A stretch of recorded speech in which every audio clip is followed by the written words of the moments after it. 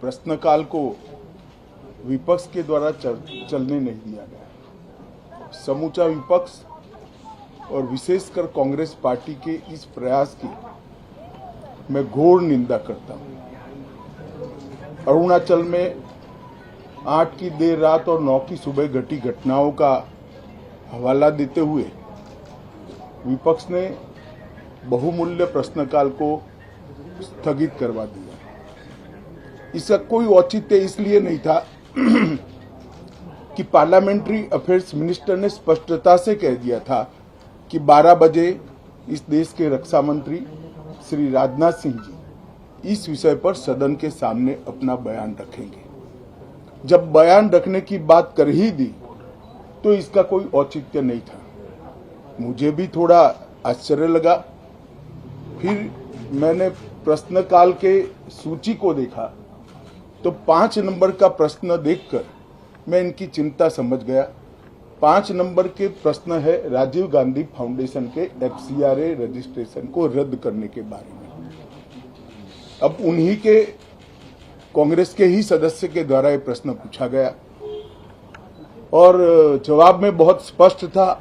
अगर तो मौका देते तो मैं सदन के पटल पर भी बताता कि राजीव गांधी फाउंडेशन को 2005-06 और 2006-07 के वित्तीय वर्ष में चीनी दूतावास से 1,35,00,000 रुपए का अनुदान प्राप्त हुआ था। चूंकि FCRA के कानून और उसकी मर्यादाओं के अनुरूप नहीं था तो नोटिस देकर पूर्णतया कानूनी प्रक्रिया का अनुपालना करते हुए गृह मंत्रालय ने इसका रजिस्ट्रेशन रद्द किया था। फाउंडेशन ने अपना रजिस्ट्रेशन सामाजिक कार्यों के लिए करवाया है और ये जो राशि चीनी दूतावास से मिली इसका उपयोग भारत चीन संबंधों के विकास पर शोध करने के लिए ये पैसा दिया गया। अब मैं कांग्रेस पार्टी को पूछना चाहता हूं कि इन्होंने शोध तो जरूर किया होगा। क्या उनकी शोध में 1962 में जो हजारों हेक्टेयर भूमि भारत की चीन ने हड़प ली वो शामिल था क्या? और शोध इस पर किया तो रिपोर्ट क्या आई है? नेहरू जी के प्रेम के कारण सुरक्षा परिषद में भारत की स्थायी सदस्यता बलि चढ़ गई। इस विषय को उन्होंने शोध का विषय बनाया था क्या? और अगर बनाया था तो इसका नतीजा क्या हुआ? जिस वक्त गलवान के अंदर हमारे सेना के वीर जवान चीनियों से भिड़ रहे थे उस वक्त चीनी दूतावास के अधिकारियों को कौन रात्रि भोज दे रहा था? वो उनकी शोध का विषय था क्या? अगर था तो उसका नतीजा क्या हुआ?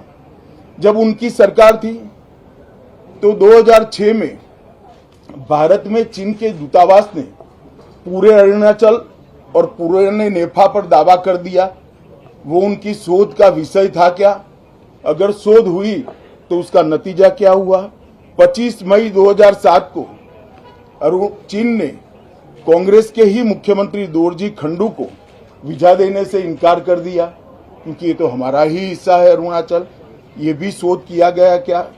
13 अक्टूबर 2009 को मनमोहन सिंह की अरुणाचल यात्रा पर चीन ने आपत्ति जताई, वो आपने जांच किया है क्या?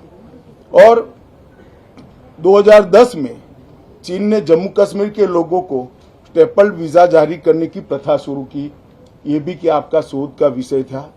2011 में कांग्रेस सरकार ने चीन की धमकी के बाद हमारे रोड और वाइटल बॉर्डर इंफ्रास्ट्रक्चर्स का निर्माण डैम चौक में रोक दिया। ये क्यों रोका गया इसकी भी शोध की है। मैं कांग्रेस पार्टी को पूछना चाहता हूं, ये दोगला रवैया जनता के सामने नहीं चलता है। जनता सब देख रही है। आपके परिवार द्वारा चलाया गया फाउंडेशन, उसका FCRA रजिस्ट्रेशन चीन की दूतावास से मिले हुए अनुदान से समाप्त हुआ है। आपके ही समय में हजारों किलोमीटर भूमि अवैध रूप से हमसे हड़प ली गई है।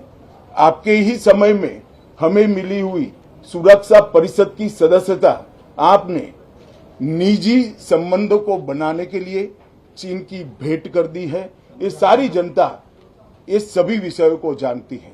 मैं इतना स्पष्ट कहना चाहता हूं कि भारतीय जनता पार्टी की सरकार है, नरेंद्र मोदी इसके प्रधानमंत्री है, और जब तक भारतीय जनता पार्टी की मोदी सरकार चल रही है, 1 इंच जमीन पर भी कोई कब्जा नहीं कर सकता। कल अपने सेना के जवानों ने जो 8 की देर रात को और 9 की सुबह को जो वीरता दिखाई है, मैं इसकी भूरी भूरी प्रशंसा करता हूं। इन्होंने घुसे हुए सभी लोगों को कुछ ही घंटों में वापस खदेड़ दिया और हमारी भूमि का रक्षण किया है। राजीव गांधी फाउंडेशन के FCRA लाइसेंस रद्द होने का एक दूसरा भी कारण था। इस्लामिक रिसर्च फाउंडेशन की, जिसका प्रणेता जाकिर नायक है, जाकिर नायक को पूरा देश जानता है, उनसे भी 7 जुलाई 2011 को 50 लाख रुपया राजीव गांधी फाउंडेशन ने प्राप्त किया था। मैं पूछना चाहता हूं, राजीव गांधी फाउंडेशन के कर्ता धर्ता जो कांग्रेस की फैमिली पार्टी है, उसी के सदस्य हैं, तो आपको ये पैसा जाकिर नाइक ने किस मकसद के लिए दिया था? नमस्कार, मैं हूं मानक गुप्ता।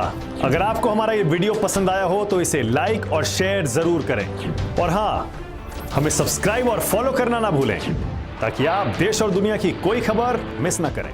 तो जुड़े रहिए हमारे साथ और देखते रहिए News 24।